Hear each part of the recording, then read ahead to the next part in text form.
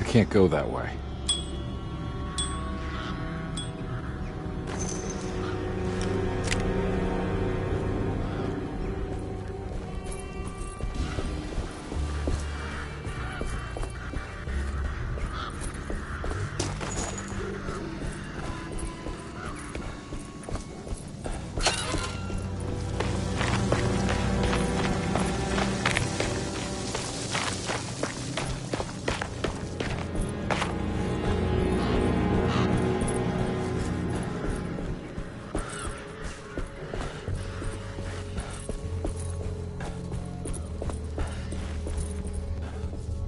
I can't go that way.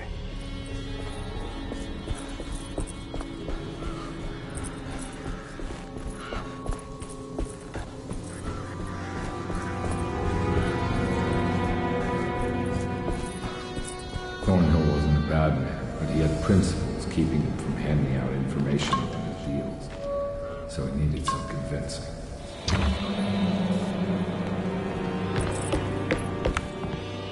Well, every case can't be squeaky clean.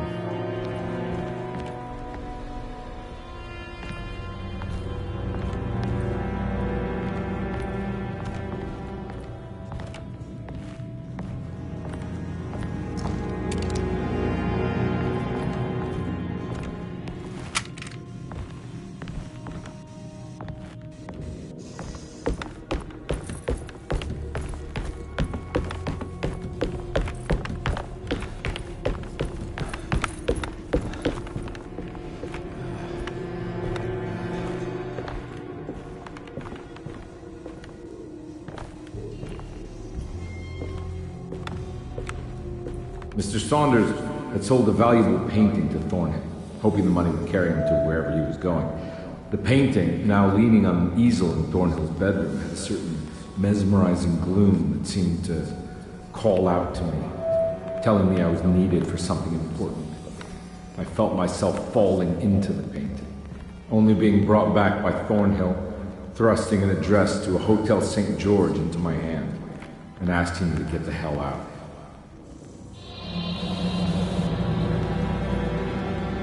I don't remember this at all, but I can't say it didn't happen.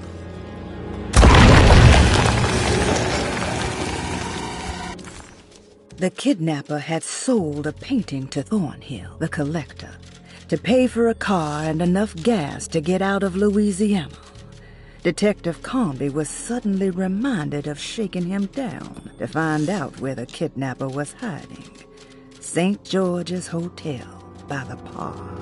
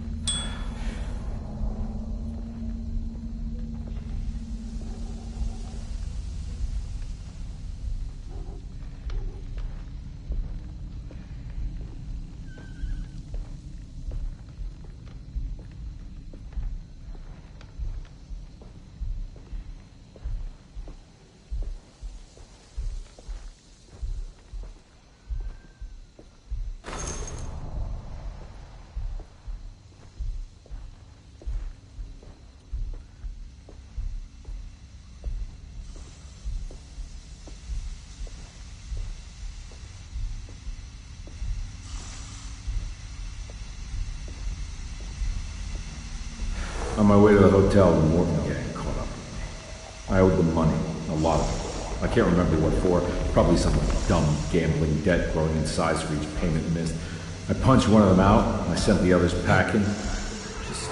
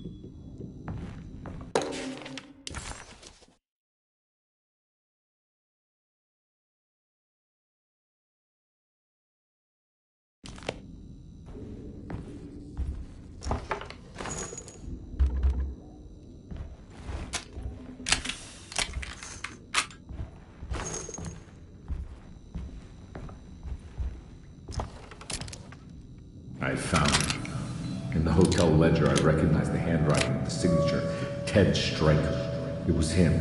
I could feel it. It was the kidnapper I was hunting. I put on my knuckles and hurried up to his room.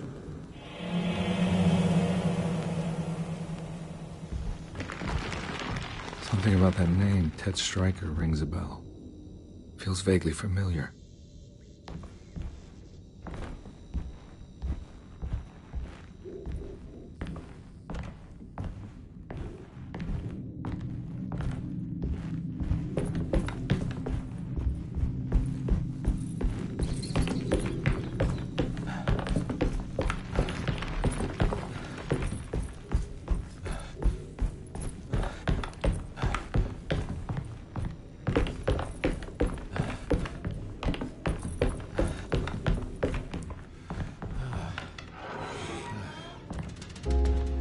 I recognize this room, but I didn't catch up with them here.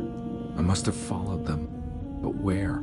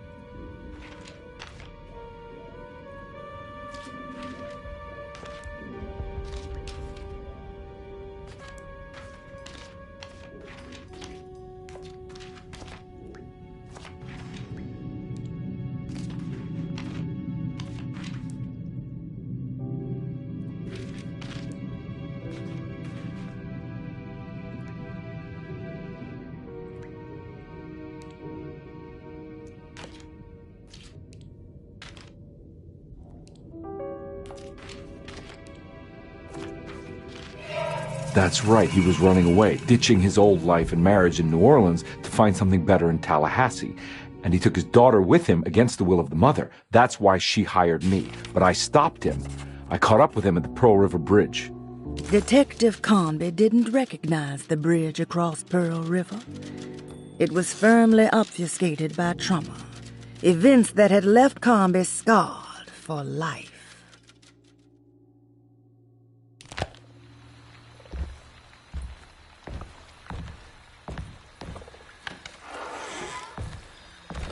Pearl River. This is where I caught up with them. This is what the Dark Man wanted me to revisit. But I'm still not seeing it. What am I forgetting?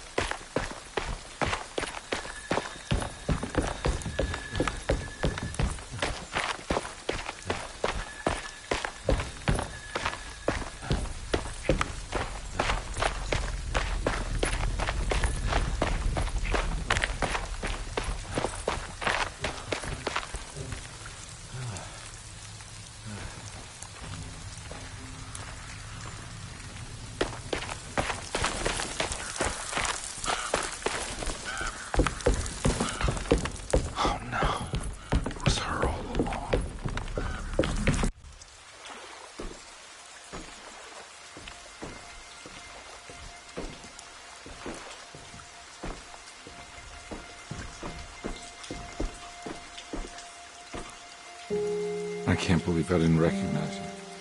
I looked a little different back then, I suppose. Was any of this real? How do you mean? This day, just... so much is happening. I can't... I think I've lost my head. Do you need me to apologize? I mean... I am sorry. I don't think I need to begin to explain. You're just a kid, Grace. I'm really sorry. I didn't mean for it to happen. Lies. More lies. No, really. I thought I was being a good guy by handing you over to your mother. I didn't know. I couldn't have known that she wouldn't care about you. I don't know how this works. What is this for? Some form of admission of guilt. Maybe acceptance. It's what the Dark Man wants. I guess we just watch my father die again, then. You think he's alive? I know he is. He's down there, scared that he won't be able to get out. that he will drown with his daughter again. What are you saying? We gotta save him! We? Do it yourself. I'm down there with him, remember?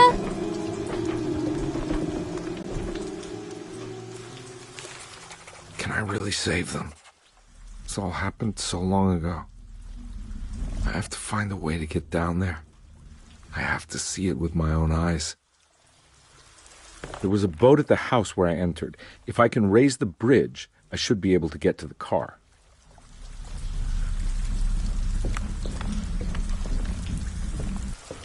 There must be a way to save you both, right? Why else would I be here?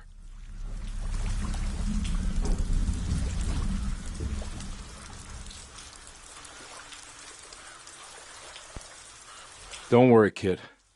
I'll think of something.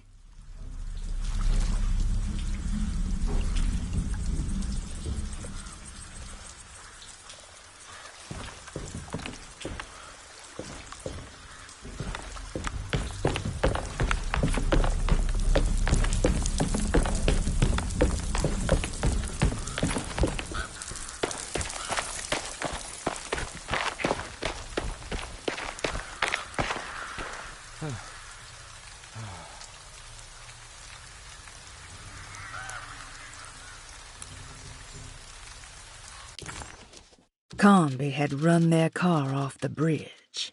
He pulled Grace out of the sinking car, but left her father to drown. He could have saved him. There was time.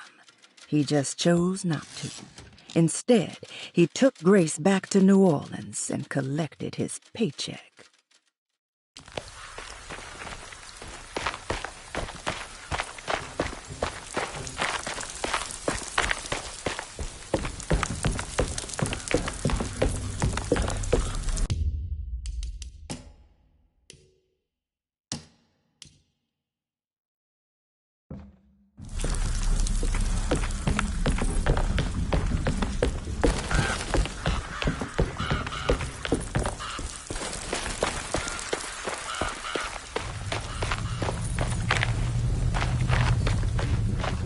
Can't go that way.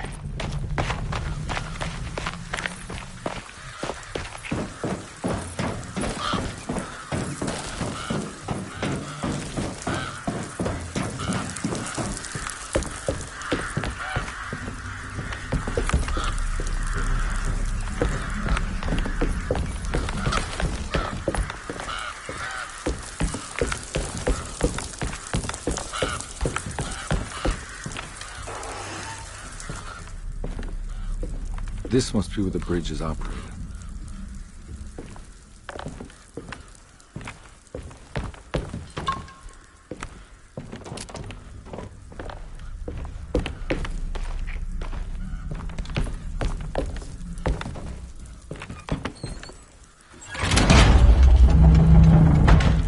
Nothing's happening.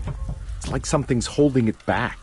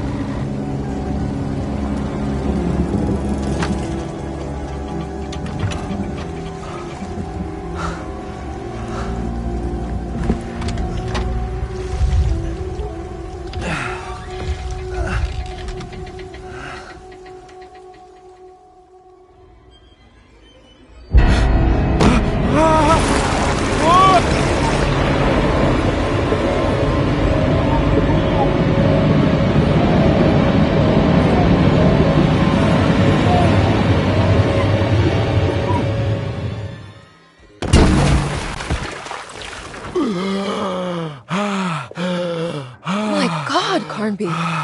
Are you okay? Don't leave me alone. What the hell have you been doing? What's going on here? Look at this mess! I'm sorry, Mrs. Thompson. Don't make me kick you out of this house. Now get out!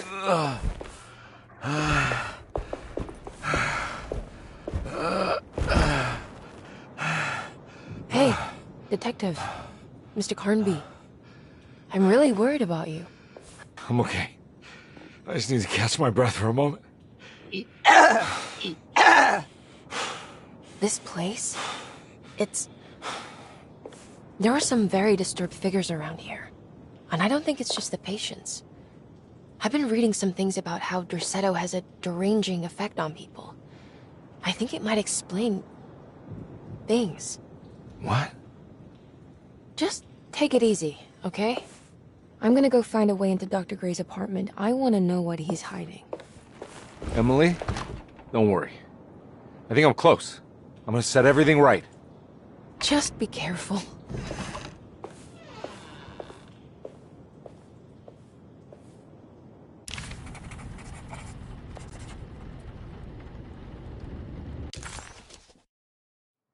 Carnby had run their car off the bridge.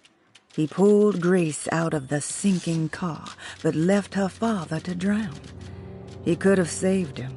There was time. He just chose not to.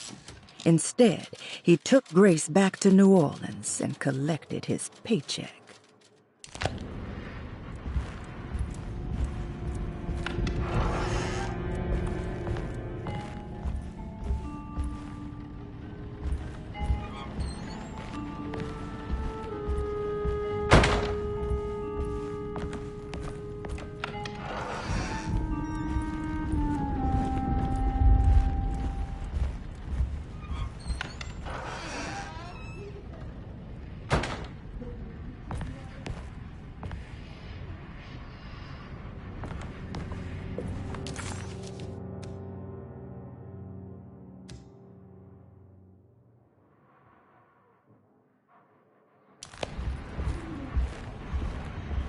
I'm not going in there. She's clearly had enough of me.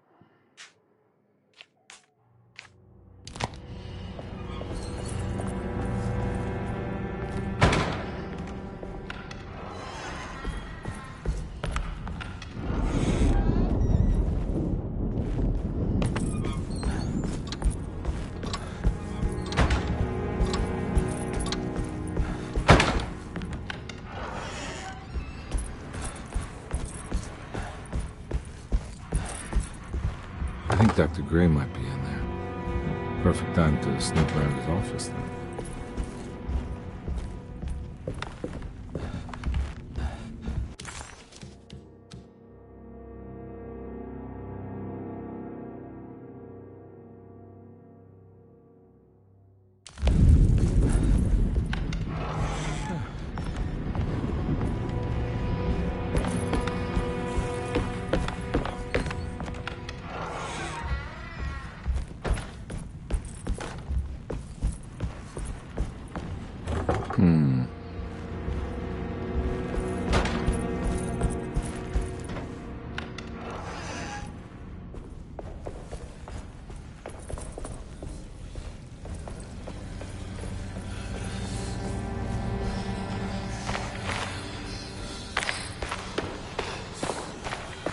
What is it?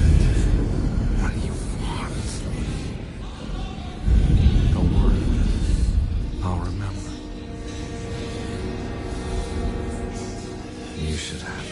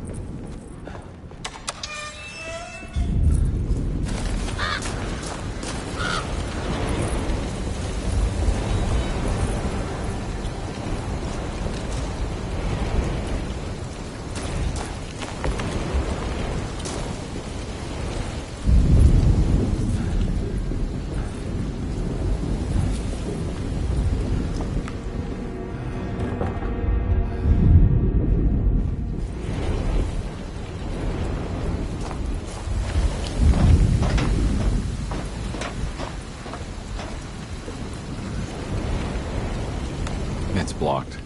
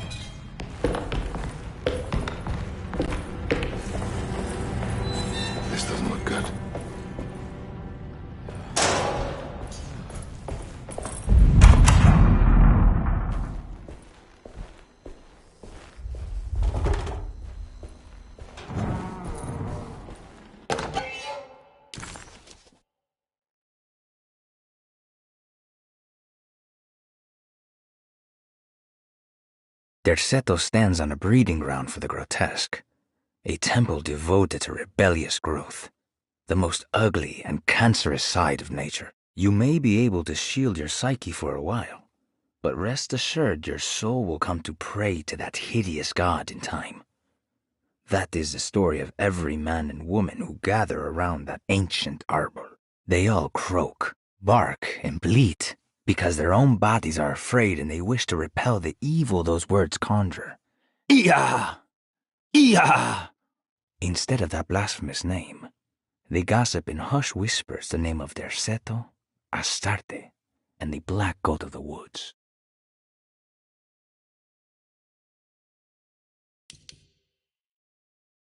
New Orleans lies southwest of Derceto, along the great Mississippi River. Its old town, the French Quarter, or the Vieux Carré, is home of the proud and often rich Creoles. Wrapped around this center, you will find a large and eclectic city full of people, including the most mundane dock workers, reckless gangsters, jazz-crazed flappers, and of course, the mysterious voodoo people. At night, you can stand on the lakeside of Derceto and watch New Orleans glow like embers on the horizon.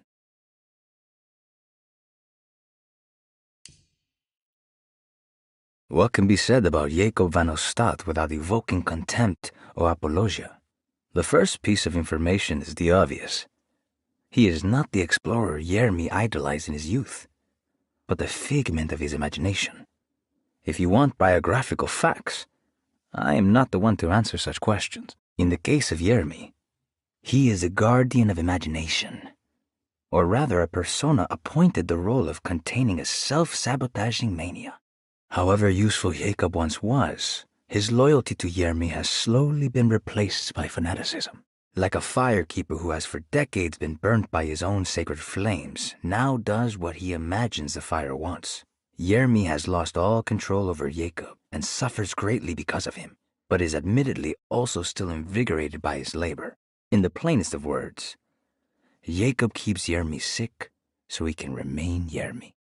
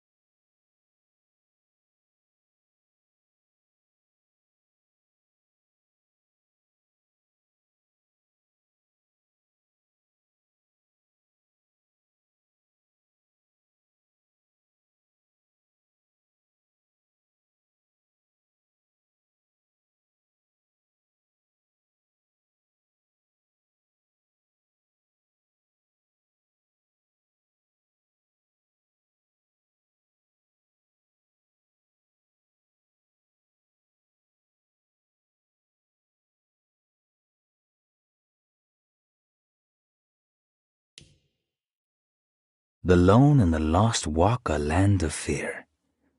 When there is nothing you recognize, or no one to trust, you prepare for the worst. Something is coming, and you best be ready. Take the gun in the parlor. Give them hell.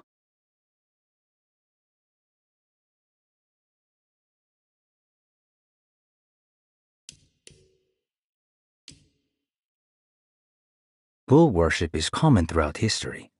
For Christians, this can be seen in Exodus when the Israelites turned to worship a golden calf in Moses' absence. This passage shows the people falling back to the worship witnessed in Egypt, known as the Hapis bull. Another famous example is the Minoans on the island of Crete.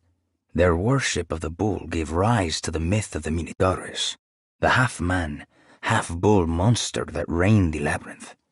But for this particular case, I think I should tell you about the deity Astarte that brought the Taurus constellation to life to attack Gilgamesh. Even for a mythical hero, this celestial bull would prove difficult to defeat.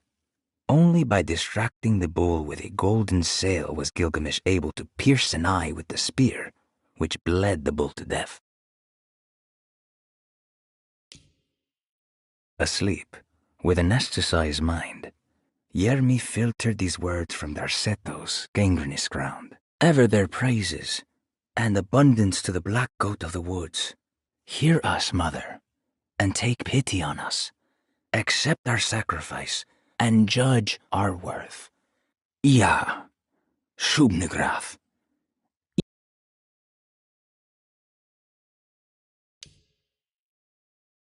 Life is a stage play performed to no one, applauded by no one, and wanted by no one. A story already written, meant to play out in one way only. I wrote my book in order to explain that there might be more to life. That free will isn't truly free unless it moves against the expected. In retrospect, I think my ambition was hubristic. Yermi had a much more humble suggestion. What if we all just went home? As the world moved into the new decade, America was spiraling into a maelstrom of debt, drought, and death. It was called the Great Depression, and ruined many families. It was a fitting name, for poverty also breeds madness through desperation. Yermi was of course no such victim, for he already witnessed the darkness within. He knew the shadow that stood on his threshold very well. It wasn't new. It was something that had always been with him. Edward had heard the whispers for years. When he lived in Brooklyn, it was only on rare occasions, like when he as a child climbed that tall tree in Central Park, or when he almost drowned in the Hudson River, trying to save his despaired mother. The whispers became more common as he moved to New Orleans, but still rare enough to be ignored. Now as he walks the halls of Darceto, he knows what is calling him. He doesn't want to admit it, but the dark young in the conservatory is telling him to sacrifice the cabris and corn.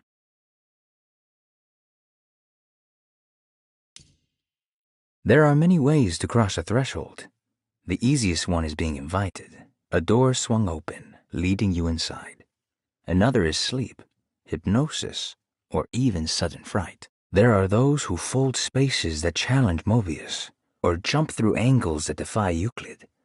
If you learn to properly use your talisman, you could go anywhere. You wouldn't even need to rely on the fluttering wings of the shrieking Biakis. What a terrible thing to recognize that your betterment was an illusion. That you are so infatuated by the virtue of struggling that despite all your hard work, you made no real efforts to ever become well. Or that the treatment becomes such an obsession that instead of letting your wounds heal over time, you tear at the flesh in the hope that it will heal better and faster, if only it would bleed in the way you wanted. Do we ever become well? What do you think, Dr. Gray? The artist spent a lot of time boating on the vast lake Pontchartrain. Poetry, painting, photography, everything seemed to become better by the shimmering water and the opalescent sky. One night, as the sailors returned to Darceto, they found a masquerade ball taking place. It must have been Perosi and Nora who invited their friends from the theater. The sailors quickly fashioned masks out of plaster of Paris and joined the festivities. They enjoyed themselves for hours before realizing time was not passing, nor could they find their friends. As they began to worry, they demanded that the guests unmasked, but they could not, because they were not wearing any masks. Darceto stands on a breeding ground for the grotesque.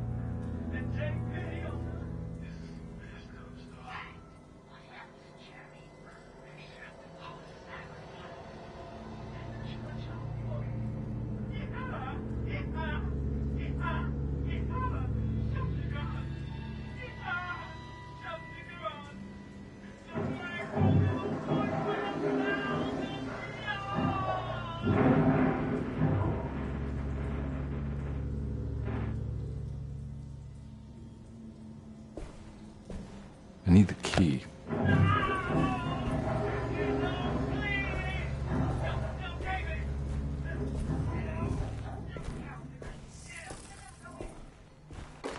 Radiography.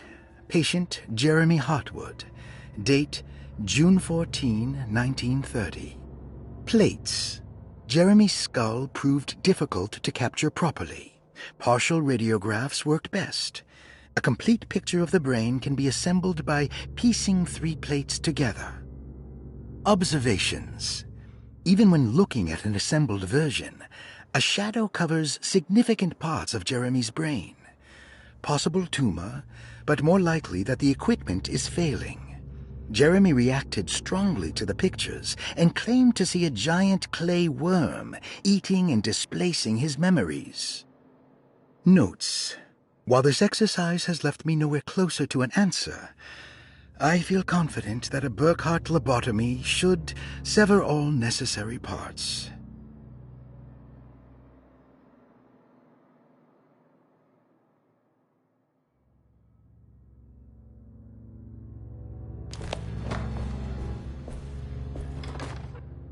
Hypothetical psychosurgery based on the ideas by Burkhardt and the St. Petersburg research could end up saving Jeremy's mind. Severing the connections around the frontal lobe would certainly solve most mental afflictions. The procedure would be brutal in performance, as well as in efficiency. An ice pick pushed through the edge of the eye and into the skull would untether the nerves like Alexander cutting the Gordian knot. As this would likely leave Jeremy in a very different condition, all other paths should first be explored. The medical instrument I would need for this lobotomy is missing, and I should have Waits order a new one.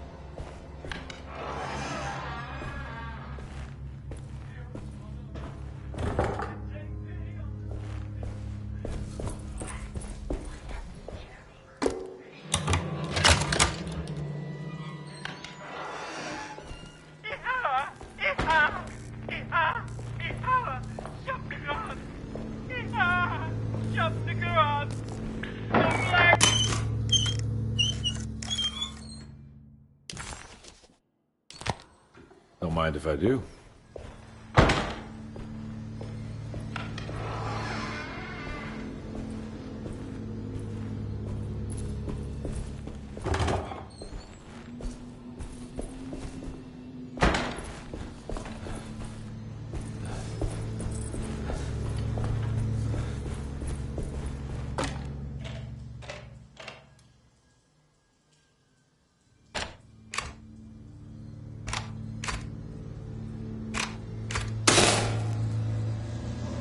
That's better.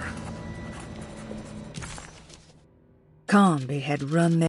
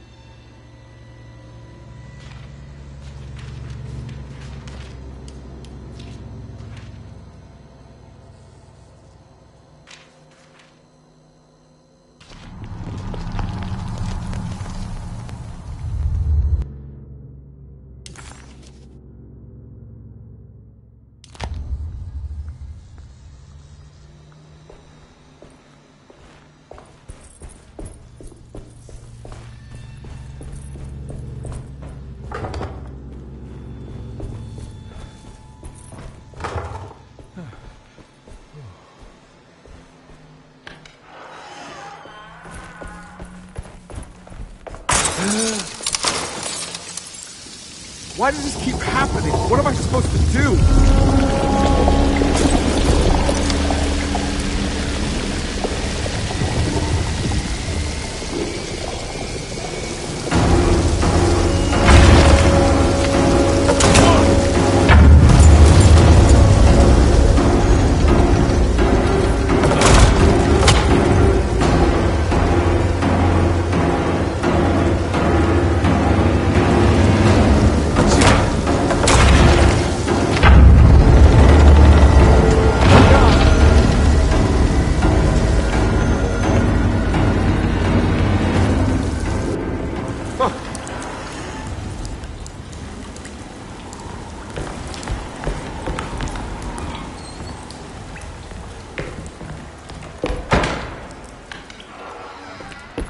And we're back here. Oh, perfect time to have a look around this place.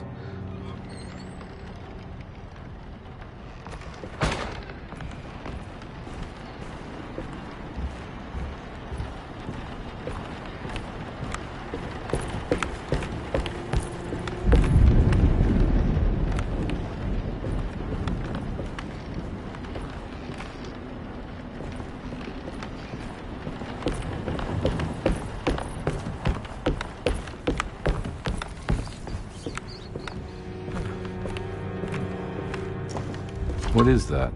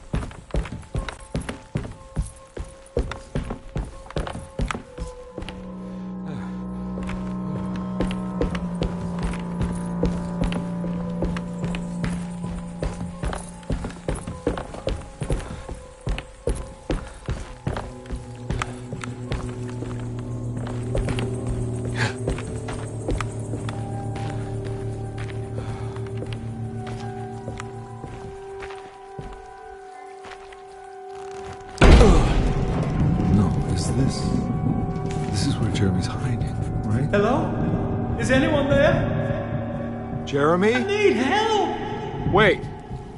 Can you hear me? I'm stuck in the mud and the fire is taking Jeremy. me. Where are you? The motor is dead. I can't do anything more. Hang on, Jeremy. I'll figure something out. I'll get the boat running.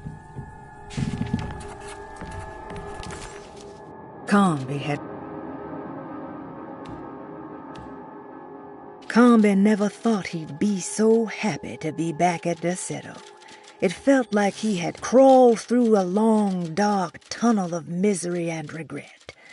Now that he was back, Carnby could look into the steps mentioned in the contract. But there was one thing that gnawed on him. What exactly did this have to do with Dr. Gray?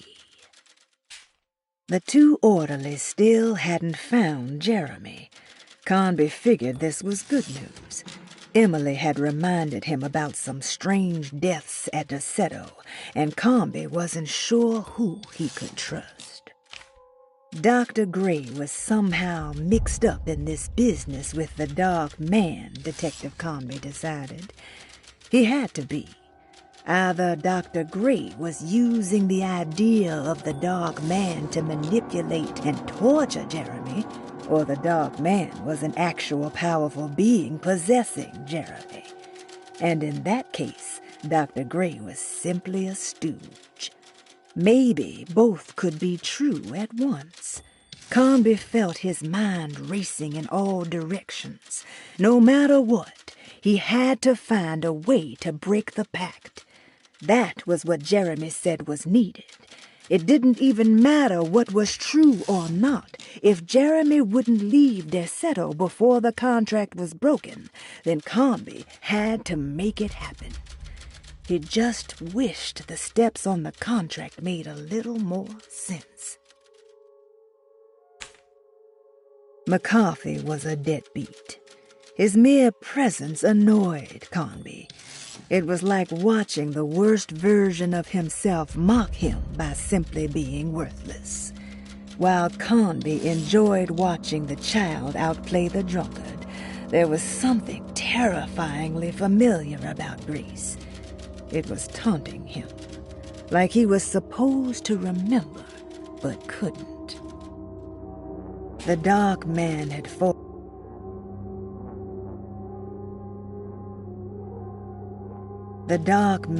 forced Carnby to face his memories of Grace and her father, how he ran him off the bridge at Pearl River and carried on to steal his child as he was drowning. He then handed Grace off to her mother because that was the job, and you don't question the job. You take the money and get drunk. As Carnby slowly accepted his trauma, he started to wonder why it was his and not Jeremy's. Dr. Gray had been putting Jeremy through some thorough medical investigation. He was trying to break through Jeremy's stories and get to some truth, just like Carnby was. Could Dr. Gray have been trying to break the contract as well? Carnby entered some new, mucky dreamland of Jeremy's, a long-abandoned steamboat aground in the bayou. Jeremy was calling out for help, but Carnby couldn't figure out where the voice was coming from.